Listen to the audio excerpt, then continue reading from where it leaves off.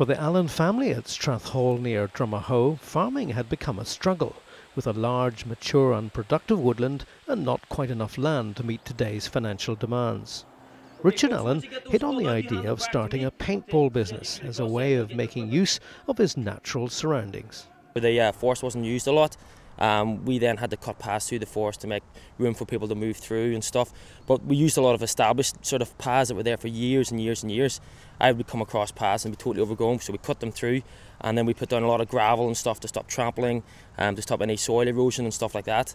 So we're very conscious of looking after the environment as well as opening it to the public as well to play paintball. So Oakfire Paintball was created, and the business began to attract an 18 to 20-year-old clientele.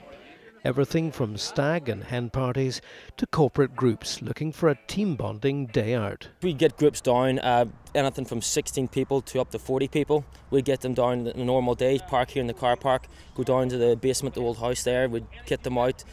We'd do a safety briefing, tell them exactly what they're going to do, go over, get the guns, and then we play games. Basically, if you bring down 20 people, we'll split you into red and yellow teams. And then we play 10 against 10, and we go through different scenarios and different missions and basically get people to work together and just have a bit of fun. The paintball itself is biodegradable and environmentally harmless.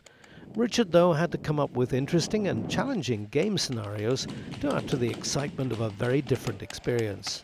I had a sort of a clear sheet to start with, and I was going, right, what am I going to do here? And as I said before, I sort of want to use the natural environment that we had.